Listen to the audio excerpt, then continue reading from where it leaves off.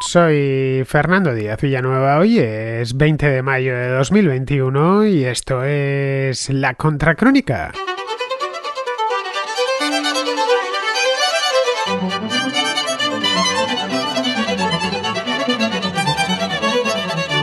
Este fin de semana, el sábado y el domingo, fue la jornada electoral. Estoy hablando, después de haber aplazado esta jornada un par de veces a causa de la pandemia, se han celebrado en Chile las llamadas elecciones de convencionales constituyentes. Unos comicios planificados ya desde el año pasado para conformar una convención que se encargue, una asamblea constituyente, por llamarlo de un modo que lo entendamos todos, que se encargue de redactar la nueva constitución de la República de Chile. Una constitución completamente nueva, de nuevo cuño, que sustituirá a la del año 1980, que cumplió 40 años el año pasado.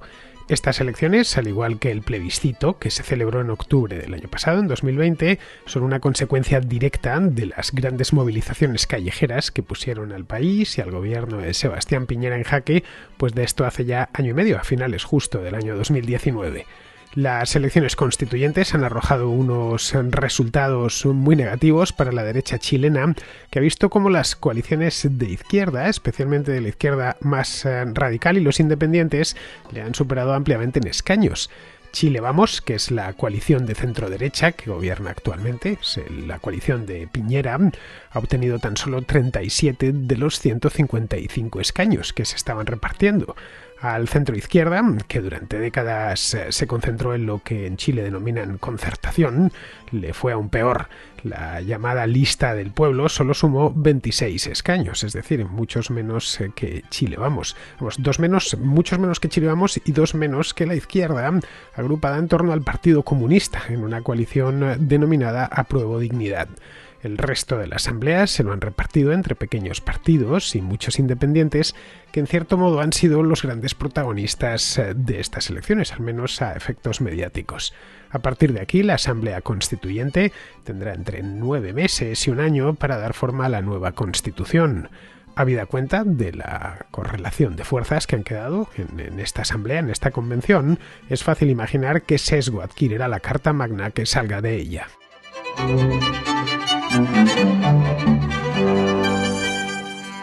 Desde que se apagaron los últimos rescoldos del estallido social que metió fuego a Chile, y cuando digo metió fuego a Chile es que le metió literalmente, porque Santiago de Chile ardió por los cuatro costados a finales del año 2019, entre los meses de octubre y noviembre de aquel año. Está muy cerca en el tiempo, aunque claro, como tuvimos un 2020 tan agitado en todos los aspectos, pues 2019 nos parece casi la Edad Media, pero no, está ya a la vuelta de la esquina, solo año y medio vista. Bien, pues desde entonces todo en aquel país transcurre a cámara lenta. Es una parsimonia acrecentada por una pandemia que ha dilatado todos los trámites previstos, lo cual pues no podía suceder de otra manera. Todas estas cosas que se están haciendo a finales de 2020 o ya en 2021 deberían haberse hecho el año pasado. Una vez tomaron la decisión de reformar la Constitución, debió ir mucho más deprisa, pero bueno, teniendo en cuenta las sucesivas olas de COVID-19, el proceso de vacunación, que en Chile, por cierto, lo llevan bastante bien, la cuestión es que han ido dejándolo. Bueno, en Chile concretamente, el último aplazamiento para estas elecciones fue porque caían en Semana Santa, y tampoco era cosa de... temían que iba a haber poca participación, y al final, pues, dijeron, vamos a colocarlo en el mes de mayo, que la gente irá a votar con más facilidad que si se lo ponemos en la primera semana de abril, que será la semana en la que estaba prevista estas elecciones a la Asamblea Constituyente.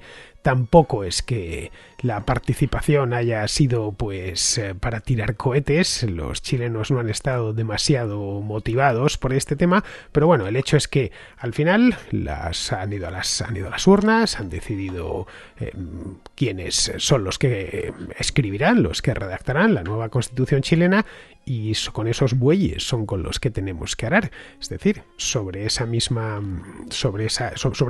resultados es sobre los que hay que hacer los análisis, no solo lo que no les hubiese gustado a unos chilenos o a otros, sino con lo que tenemos ahora mismo. Los resultados están ya hoy a jueves son más que definitivos, está todo completamente escrutado, así que ya podemos hacernos al menos una imagen bastante general, porque todavía no han empezado las discusiones, no se han reunido aún, no ha quedado abierta esta nueva asamblea, pero os podemos imaginar ya, conociendo quiénes están ahí y la correlación de fuerzas que hay entre ellos, qué es lo que podría salir de ahí mismo a lo largo de los próximos meses. Bien, la nueva Constitución va a determinar el futuro político de Chile de aquí en adelante. Y no le demos muchas más vueltas. Es un punto de inflexión. Aunque a estas alturas ya debería estar lista la Constitución, lo van a retrasar un poco y tendremos que hablar, pues quizá, de la Constitución del año 2022, si es que terminan aprobándola para el año que viene y si acaban antes, pues del año 2021. El hecho es que la Constitución de 1980 pasará a mejor vida, pues nada, a lo largo de los próximos meses. Con los resultados en la mano, todo indica que el futuro de Chile pasa por la izquierda. Es irremediable no concluir eso con la correlación de fuerzas en la Asamblea Constituyente tal y como ha salido de estas elecciones.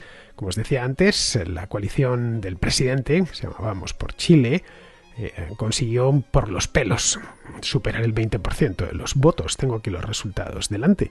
Consiguió 37 escaños y 20,56% de los votos, cuando las encuestas de las semanas precedentes le estaban dando casi el doble. El centroizquierda también se derrumbó. El centroizquierda se presentaba con una coalición llamada La Lista del Pueblo. Quedó tercero en número de escaños, por debajo de una coalición de partidos arracimados en torno al influyente Partido Comunista de Chile. En Chile, ojo, el comunismo es muy importante y siempre lo ha sido. Ha sido una fuerza política determinante a lo largo especialmente de la historia de la segunda mitad del siglo XX en Chile. Así que poca broma, porque los comunistas en Chile siempre han sido muy, pero que muy influyentes. Bien, pues en torno a este partido, ya digo, con tanta presencia y tanto predicamento en Chile, se agrupó una serie de partidos menores. Los tengo aquí, lo que pasa es que, claro, os puedo decir aquí siglas y os va a parecer esto una sopa de letras. RD, CS, bueno, el PCCH es el Partido Comunista, FRE, VS, PI, en fin, una auténtica locura. Es para que nos hagamos una idea, os doy así los dejo simplemente los nombres de las coaliciones. Bien, luego junto a esto hay un gran número de independientes que se presentaron pues o con siglas menores o directamente como independientes, y el Partido Comunista y los independientes han sido los verdaderos triunfadores de estas elecciones. Por resumirlo mucho, y sin ánimo de marearos con cifras, alrededor del 70% de los escaños de esta Asamblea Constituyente se han ido a partidos de izquierda e independientes. La mayor parte de los cuales, de estos independientes, además también son de izquierda. Vamos, que es razonable pensar que esta Asamblea parirá un tipo de constitución muy concreta que alumbre un Chile algo distinto. Quizá me quedo corto con lo del algo. Igual alumbra un Chile muy distinto al actual. Esto no sabemos hasta dónde llegará, hasta dónde crecerá el río. El mercado de valores de Santiago, la bolsa de Santiago, lo descontó desde el primer momento. Vio que la cosa iba en serio, apuntándose una caída muy pronunciada que luego ha recuperado. O al tiempo, pues el peso chileno se depreciaba. A lo largo del lunes se pudo ver, hubo algo de pánico por parte de los inversores por lo que podría salir de ahí. Luego la sangre afortunadamente no ha llegado al río y la cosa se ha tranquilizado. Que los inversores desconfíen tiene bastante lógica. Los resultados de la coalición de Sebastián Piñera fueron tan rematadamente malos que no tendrá escaños suficientes ni para asegurarse el veto sobre los nuevos artículos. Para asegurarse el veto necesitaba un tercio. Era fundamental alcanzar ese tercio y, como ya os he dicho, pues se ha quedado ahí en el 20% de los votos y solo 37 escaños. No llega ni de lejos a ese tercio. Así que si llevan hasta la Asamblea artículos que son gravemente lesivos contra sus intereses, no van a poder pararlos. Vamos, que la derecha o el centro derecha chileno va a asistir en directo a cómo desmontan delante de sus propias narices lo que se ha dado en llamar el modelo chileno. Un modelo económico, político y económico. También incluso podríamos ser algo más ambiciosos y decir que ha sido un modelo social que se impuso en el país y se desarrolló posteriormente, se impuso en los años 80 y se ha venido desarrollando desde entonces, y que ha colocado a Chile a la cabeza de Hispanoamérica, en renta per cápita por lo menos, y en otras muchas cosas. En renta per cápita es pues el país más rico de América, con una de América del Sur y del Centro, estoy hablando, no incluye ni a Estados Unidos ni a Canadá, con una notable diferencia sobre todos los demás países, con algunas excepciones. Léase el caso de Panamá, por ejemplo, que no están tan lejos, pero vamos, que las excepciones son eso mismo. Si juzgásemos solo por este indicador, como ya he dicho aquí en muchas ocasiones, Chile es hoy un país del primer mundo sin demasiados problemas. Si, por ejemplo, si no estuviese donde está, si estuviese en el hemisferio norte y en Europa, pues no tendría demasiados problemas en ingresar a la Unión Europea. En cuanto a renta per cápita, tiene una renta per cápita similar a la de los países del este de Europa.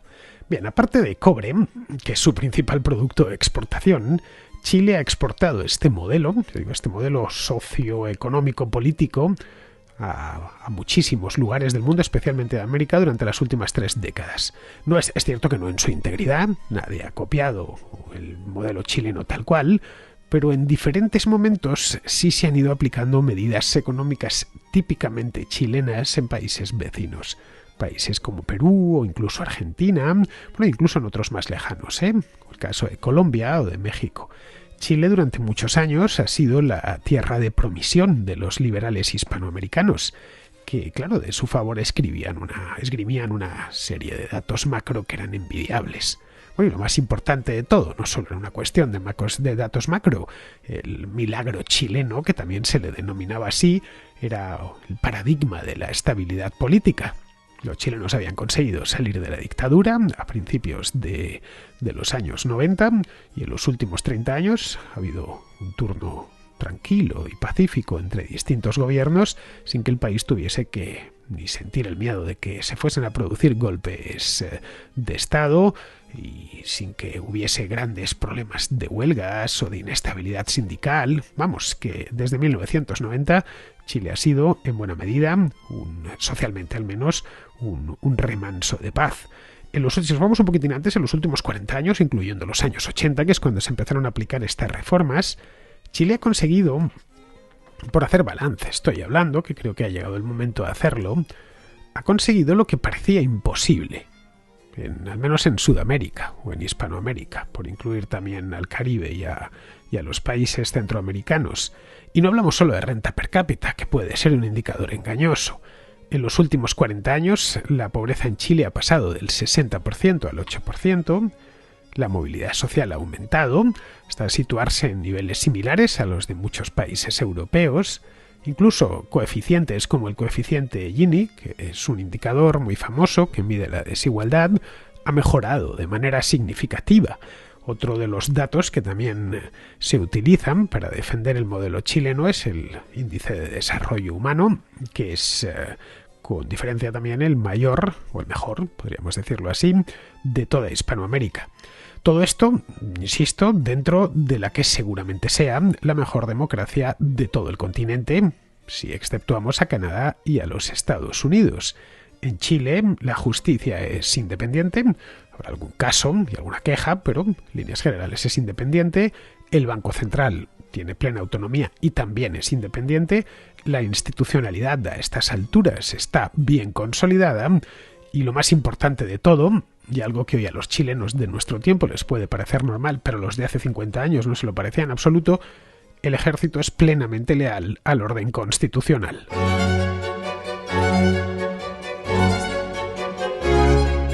Todos estos logros, en fin, ahí están. Para quien quiera echar un vistazo a las cifras, puede también viajar a Santiago de Chile o a cualquier otra ciudad chilena y verlo con sus propios ojos.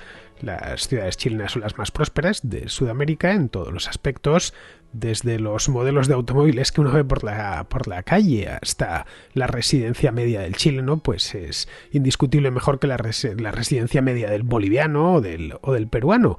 De hecho, Chile capta inmigración de los países vecinos y de países que están lejísimos de Chile. Estamos hablando de países tan lejanos como Haití. Sí, hay muchísimos inmigrantes haitianos desde tiempos de Bachelet que que se asentaron en la lejanísima Chile.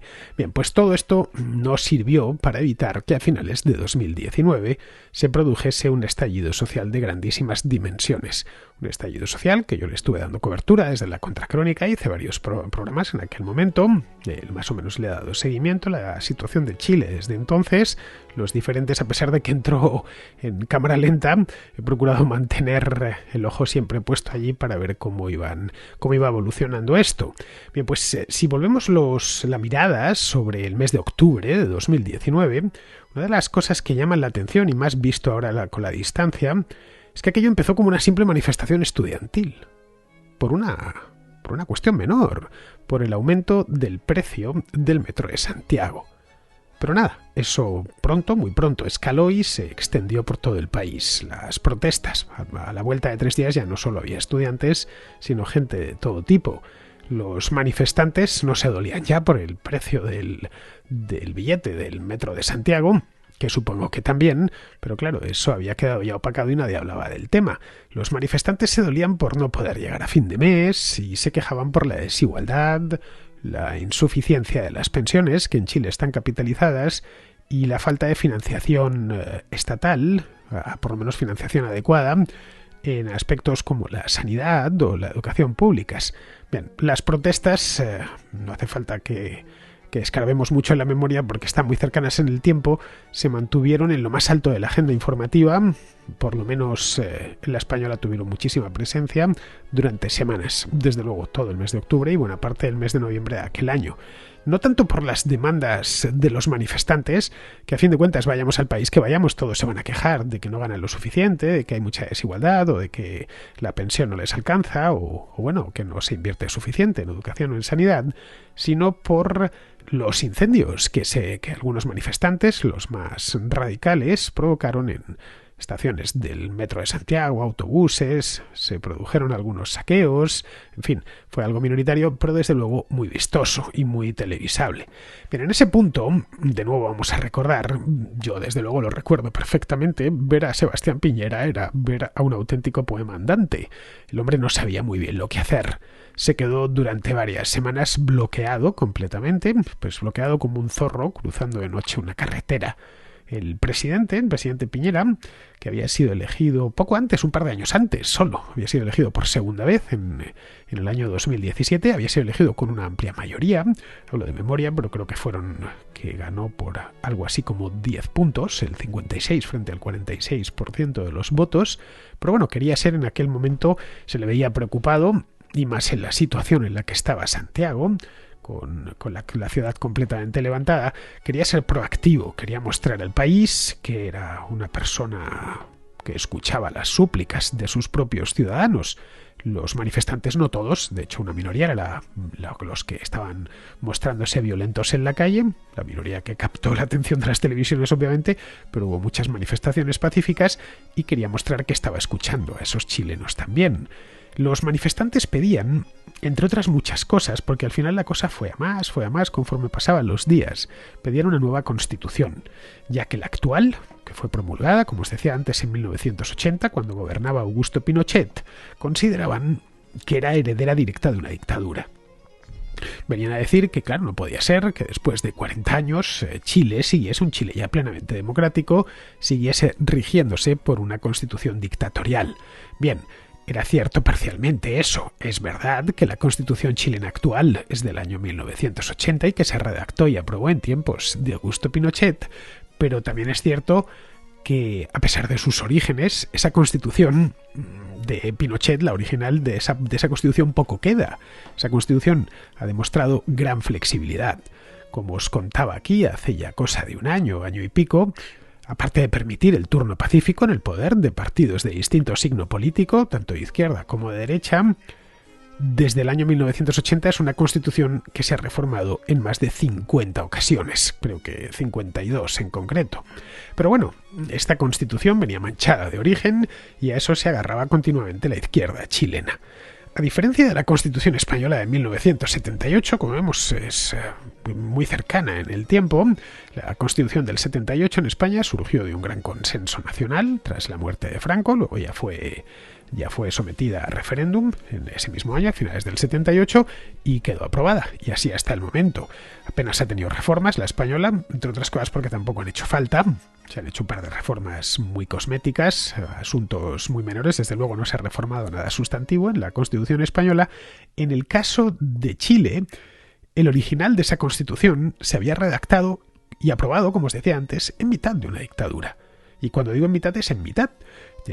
Augusto Pinochet gobernó 15 años, pues del año 1973, que es cuando capitaneó el golpe de Estado, hasta 1989. Así que justo en la mitad de su larguísimo mandato, de su dictadura.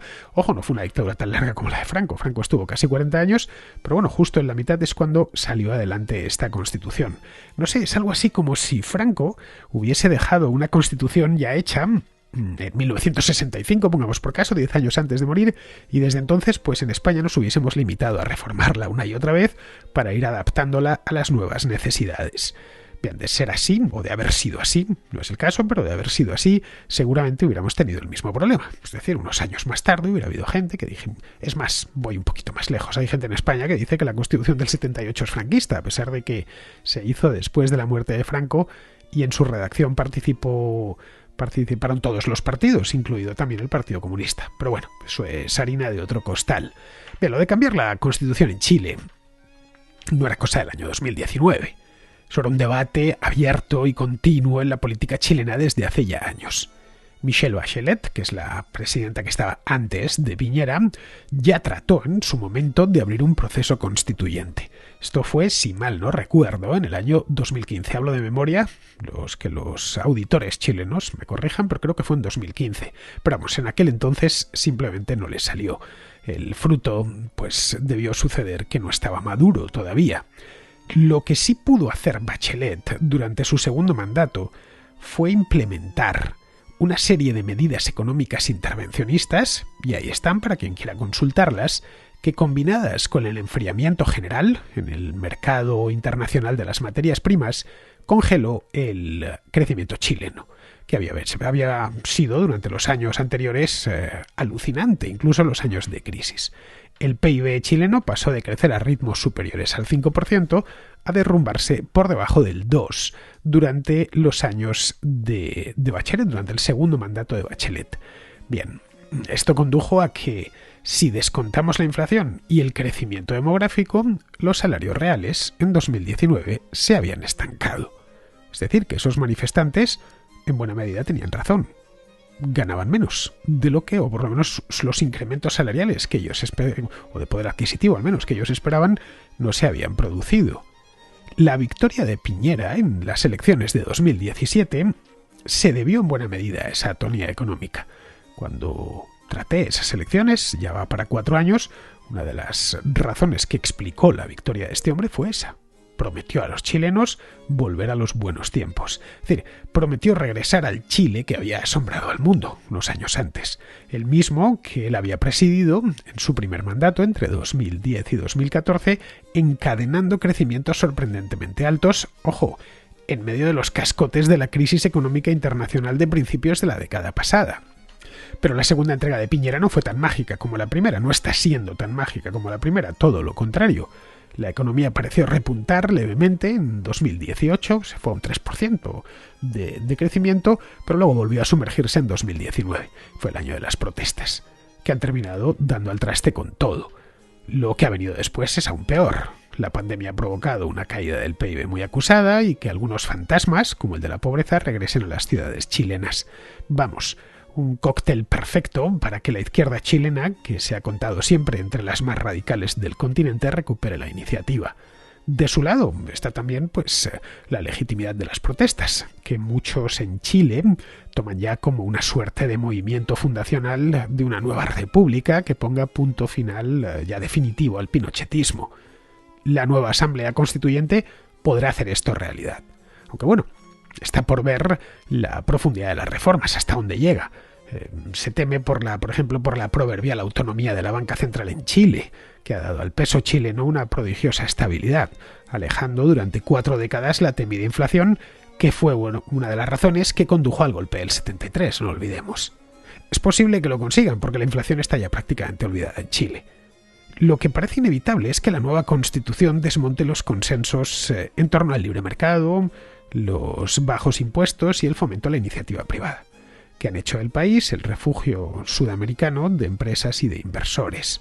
Vamos, que es previsible que el nuevo texto constitucional tenga un considerable sesgo hacia la izquierda, que contemple un Estado más grande y que esté lleno de derechos sociales, como la vivienda, la sanidad o la educación, salpimentado todo por la ambiciosa agenda medioambiental y de género, que hoy es la marca de la casa en todos los partidos de izquierda del mundo entero. Eso evidentemente no saldrá gratis. Los llamados derechos sociales cuestan dinero y alguien tendrá que ponerlo, lo que repercutirá en una mayor carga fiscal para los trabajadores y las empresas chilenas. Esto tendrá consecuencias directas en la inversión, tanto la nacional como la extranjera, y también, por supuesto, en la deuda pública. Con la crisis de legitimidad que arrastra la derecha en el país, los reformistas lo van a tener fácil, porque es muy probable que no se encuentren a nadie enfrente, que contrarreste sus excesos. Hoy por hoy, la izquierda en Chile es la dueña absoluta del relato, por lo que es razonable pensar que se aprovecharán al máximo de esta ventaja.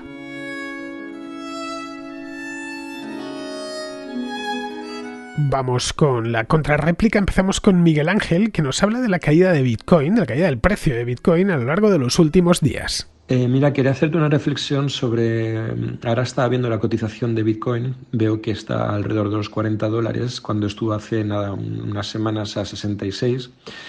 Veo que es una caída alrededor del 35, más o menos, no sé si llega casi al 40 en algunos picos. Lo que quiere decir es que quien haya metido 1.000 euros, pues a lo mejor ya ha perdido 400 o 350 de la tacada en apenas unas semanas. Me recuerda mucho a lo que sucedió con Terra a finales de los 90, que quizás tú también te acuerdes, que es una acción que partió de los 3 euros, 3 y algo me parece, y llegó a los 160 en apenas unos meses, que deja una revalorización de alrededor de 5.000, más o menos creo que llegó a ser. Y me recuerda esto, que para ganar las batallas los generales pues siempre envían a sus soldados. Y para que Terra se vendiera a 160, pues quien se encargó de que llegara a esos precios necesitaba que el pueblo se implicara en la compra masiva de sus activos. Con lo cual, cuando todo el mundo, toda la masa, todo el pueblo está comprado, es cuando el general se ha deshecho, por supuesto, de todas sus acciones, que las tenía bien guardadas desde el principio, y es entonces cuando todo el mundo se mira de reojo los unos a los otros a grito vivo de ¿quién quiere mis acciones?, esperando duplicar o triplicar o multiplicar también de nuevo por 5.000 los beneficios. Y es en el momento cuando pues yo creo que te das cuenta que impera la lógica de que a quién le vas a vender tus acciones si todo el mundo ya las tiene. Todo el mundo ya está comprado. Entonces es cuando surgen las dudas, y en ese momento es cuando la gente empieza a cagarse y dice, bueno, pues véndemelas, aunque sea un poco más barato. Y nadie te las compra, porque repito, todo el mundo ya las tiene. Entonces las vendes un poquito más baratas y te das cuenta que empieza a devorar el miedo a las masas, que es una cosa tremendamente sencilla de hacer, porque somos tremendamente previsibles y manipulables. Y entonces los precios caen en picado. Pues creo que como sucede ahora mismo con Bitcoin y sobre todo con muchas criptos que están referenciadas con Bitcoin como moneda de pago, con lo cual esos propios criptos duplican sus pérdidas. Y ahí es la sangría, ahora mismo está siendo atroz. Entonces, bueno, podríamos pensar que la masa es avariciosa y que, no sé, en esta estafa que yo creo que es piramidal, yo veo necesaria la complicidad de los medios de comunicación y de los poderes políticos y hasta jurídicos, porque en algunos casos, a finales de los 90, que es cuando yo estaba bastante metido, me parecía, vamos, sangrante. Y las implicaciones en este caso de Terra, que dirigía un tal Villalonga, si mal no recuerdo, amigo bastante cercano de Aznar, pues consiguió una capitalización, me parece que es superior a la de Repsol, y no es normal que una empresa que llega a capitalizar tanto como Repsol sea una empresa que luego desaparezca del mercado, arruinando en ese momento, pues supongo que a muchos ahorradores. Y bueno, que no sé, hay que pensar también que yo creo que para que algo sea noticia en un espacio publicitario como es la televisión o la prensa, se ha de pensar en que una portada cuesta un pastizal. Entonces, al fin y al cabo, no es más que un gran anuncio. Y que creo que cuando es portada es casi hasta mejor moverse bajo la opinión contraria, que a veces es más sinónimo de éxito que seguir la opinión de todo el mundo. Porque si hace lo que todo el mundo está haciendo, ¿dónde leches va a estar el éxito? Entonces yo creo que hay que tener mucho cuidado y pensar que cuando se puso el ejemplo de las dos pizzas, estas famosas, por 10.000 bitcoins, es una muestra como fácil de decir, mira, pues qué sencillo es ganar dinero, como muchos programas que hay ahora de televisión en los que ves que encima es como que se ríen porque ves la América profunda de en cierto modo, como digamos los paletos americanos que comprando almacenes, garajes o pasando por tiendas donde tienen material de segunda mano, pues triplican, cuadruplican o multiplican hasta por 100 los beneficios cuando luego lo venden en sus tiendas. Y no creo que nadie que sepa la clave del éxito de ganar dinero lo va a compartir. Me parece una utopía y no. Entonces, cuando es una premisa en los mercados que cuando hasta limpiabotas te dice dónde meter tu dinero, es cuando has de comenzar a pensar en sacarlo de ahí. Así que cuando los medios de comunicación te dicen que no hay límite para el Bitcoin y que podría llegar hasta el millón, me recuerda que es lo mismo que pasó con Terra, que pasó de 3 a 160 y de ahí los analistas decían que iría hasta los 300, cuando en apenas unos meses la acción y la empresa desapareció, haciendo más pobres como siempre a mucha gente y muy ricos como siempre a unos pocos. Así que bueno, no era más que una reflexión. Yo sé que en tu contracrónica, cuando has hablado de ello, no has hablado de ello como los medios de comunicación lo han hecho, como dando por hecho que no hay límite e incitando a la gente a meterse en la acción o en este caso en la cripto, sino que has hecho un análisis de ellos sobre un fenómeno que es muy interesante de todos modos porque deriva en muchas otras, yo creo, ramificaciones.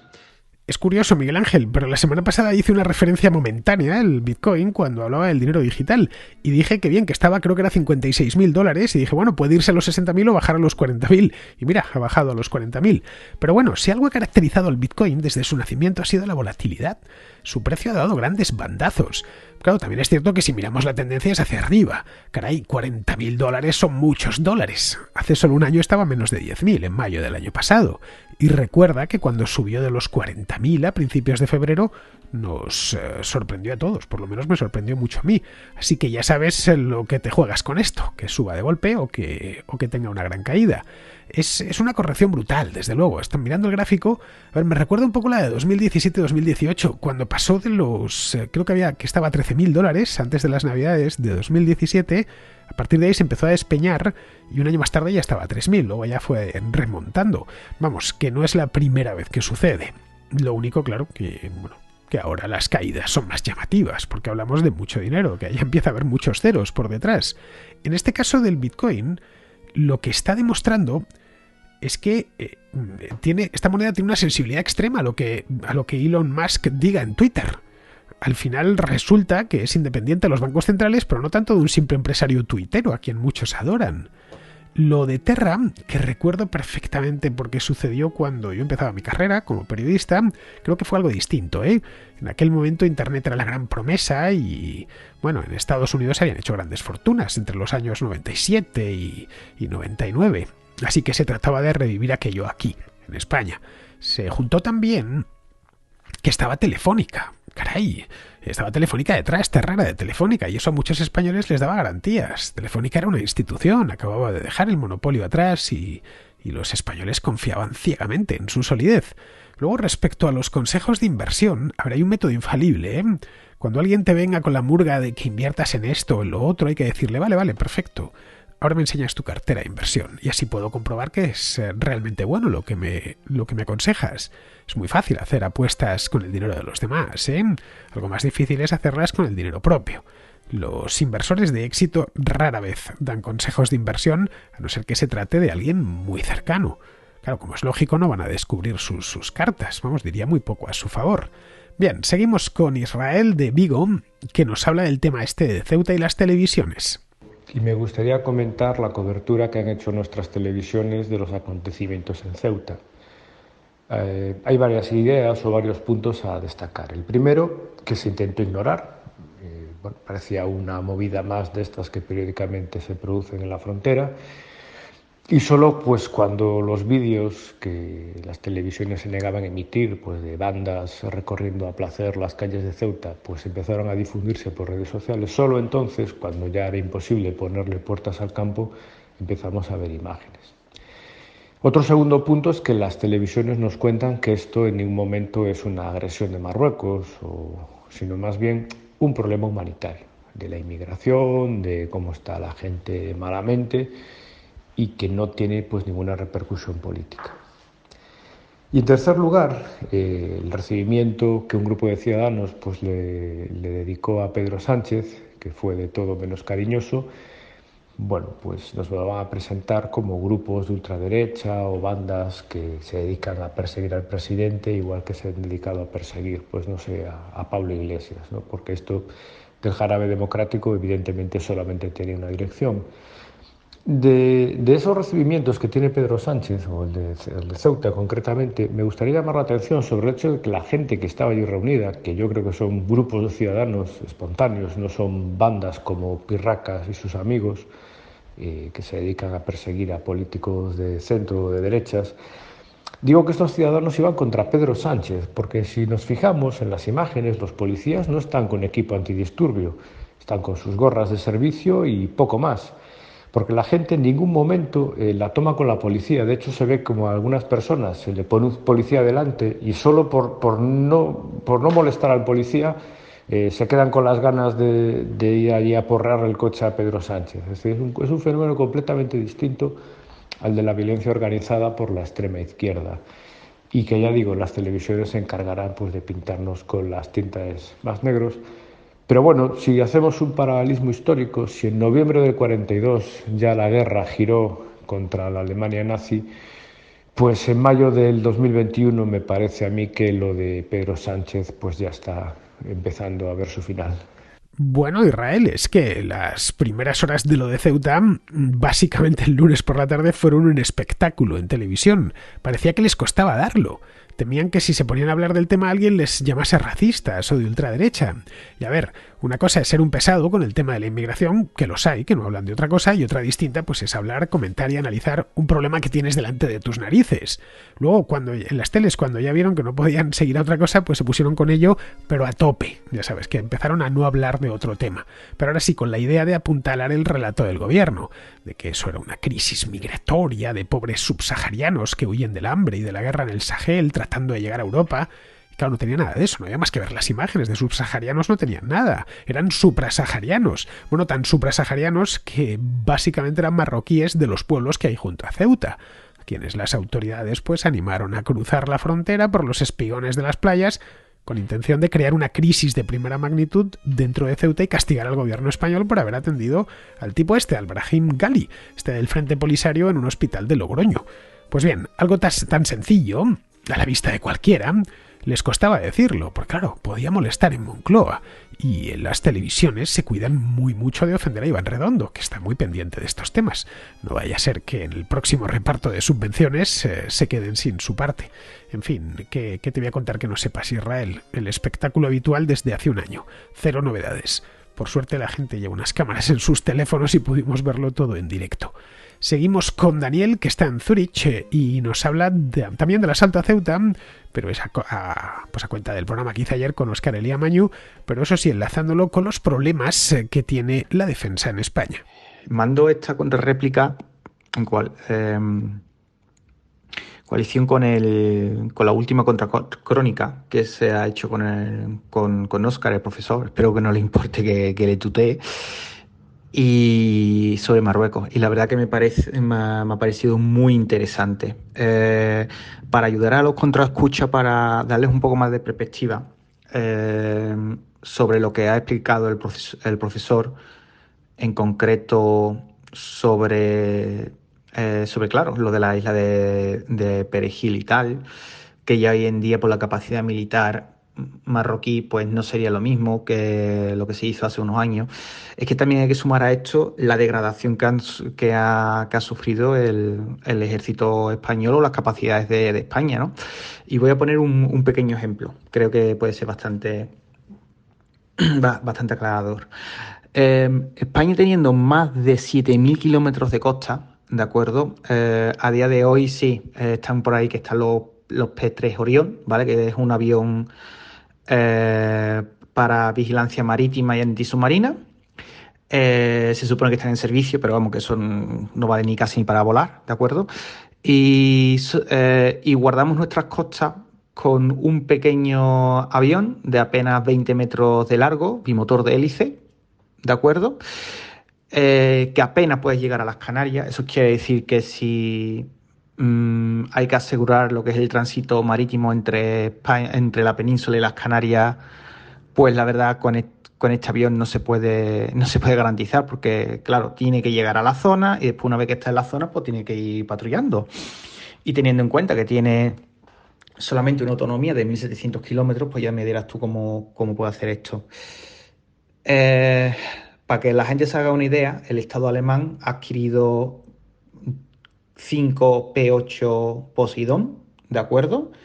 Y estamos hablando de un país que tiene apenas 2.000 kilómetros de costa, ¿de acuerdo? Quiere decir de que Alemania, teniendo muchísimo menos kilómetros de costa, tiene una mayor capacidad de vigilancia marítima de la que tiene España ahora mismo. Esto los marroquíes también lo saben. No es casualidad de que ahora, con este déficit que nosotros tenemos, se hayan aventurado ahora a adquirir también submarinos Scorpene. Porque claro, si no los podemos vigilar y no podemos... también a esto hay que sumar, porque muchas veces las Canarias se olvidan. Los F-18 que están en la base de Gazó, en la Gran Canaria, casi que se están cayendo a pedazos. Tanto es así de que el Alto Estado Mayor de la Defensa está pensando de mandar allí los que tienen la base de Zaragoza. Así que, pues ya me dirás cómo lo hacemos, es que se lo estamos poniendo en bandeja. Está claro de que este tipo de cosas hay que solucionarlos con diplomacia y tal, pero yo creo que el estar respaldado tras unas fuerzas armadas bien equipadas y demás, yo creo que también te ayuda en las negociaciones. Así que nada, quería dar este pequeño aporte para que nos demos cuenta de lo que está ocurriendo y que nada, y que yo sí que pienso que España en este caso debería de invertir algo más en defensa, porque ya te digo, esto cada vez, si no fuera por los grandes profesionales que hay, que se las ingenian una y otra vez para poder tener el equipo lo más cuidado y lo mejor mantenido posible, esto no es que lo aguante. Bueno, Daniel, es que gastar en defensa, bueno, como hacerlo en prisión, su justicia, no lleva votos a las urnas, ¿eh? Todo lo contrario, cuesta votos. Es más, decir que vas a practicar recortes en defensa es siempre bienvenido, porque existe el convencimiento de que el ejército no sirve para nada, ya que no hay amenazas externas. El resultado es que ningún gobierno se ha tomado este tema en serio. Y ojo, no será porque la situación del país, la situación geográfica del país no es delicada. España está entre 2 mares y 2 continentes, con 2 archipiélagos separados entre sí por 2.500 kilómetros de mar, 2 ciudades en el norte de África y frontera física y caliente con el exterior de la Unión Europea. Vamos, que esto, como bien has dicho, esto no es Alemania, es un país compacto, rodeado de socios y con mucha menos costa. No tiene ni siquiera islas, bueno, tiene la isla de Helgoland, que está frente a las costas del norte, de Bremen, vamos, tampoco muy lejos de la costa, y es minúscula. Y las costas alemanas, bueno, gran parte de las cuales están en un mar cerrado, como el Báltico, y las otras en un mar semicerrado, como el Mar del Norte. Al final va a resultar que las amenazas externas existen y antes de que se te presente un problema gordo, pues es mejor prevenir. Bien, vamos a terminar ya, vamos con Pizarro, que nos habla de este mismo tema de Ceuta. Miles de indocumentados asaltan Ceuta por indicación de las autoridades marroquíes. Y la respuesta de las autoridades españolas es dejarles pasar. La respuesta de la población española es encerrarse en casa y no ir al cole. Y la respuesta de Moncloa es pagar, sorprenderse y balbucear. Si Marruecos actúa como si Ceuta le perteneciese y España actúa como si Ceuta no le perteneciese, los ceutíes lo tienen nítido. Los ceutíes pueden desconfiar de las intenciones marroquíes y pueden desconfiar aún más de las intenciones españolas, tal como desconfiaron los saharauis. Con los españoles africanos, siempre las mismas pautas. Miedo, traición y olvido. Miedo, traición y olvido. Miedo, traición y olvido. Los tiotíes anhelan salir de esta crisis, pero tras ella, tal vez lo que anhelen sea poder conservar su ciudad. Un cordial saludo de Pizarro. Y antes de irme, una nota informativa. Voy a estar hoy, que se me olvidaba, os lo iba a decir antes, pero se me ha pasado, pero lo he pillado a tiempo, Todavía no hemos terminado el programa. Voy a estar hoy en el Ayuntamiento de Madrid, en el Palacio de Cibeles, moderando una mesa redonda con varios historiadores sobre la revuelta comunera. Bueno, un auténtico lujo. Va a ser en la sala de música, en la caja de música se llama, del Palacio de Cibeles. Va a estar Betania Aram, de la que hablamos aquí Alberto Garín y yo, cuando hicimos aquella contrahistoria sobre los comuneros y sobre la propia Juana la Loca. Bueno, la reina Juana. Si estuviese aquí Betania Aram me haría esa precisión. Estará también en la mesa redonda que voy a moderar, va a estar Francisco José Marín, va a estar Alfredo Álvarez Querra, en fin, José Manuel Barbeito. Un auténtico lujo estar entre esos gigantes y, aunque en la medida de mis posibilidades, poder dirigir su conversación. Así que espero que me salga bien. Deseadme la mejor de las suertes. Esto, por cierto, es la sesión de clausura ya de este ciclo sobre la revuelta comunera que ha organizado el Ayuntamiento de Madrid. Esto es a las 6:30 de la tarde. Así que si alguno quiere pasarse, entiendo que será de acceso libre, vamos, digo yo, como todas las conferencias que organiza el Ayuntamiento. Bien, pues con esto, queridos amigos, me despido de vosotros. Hasta mañana.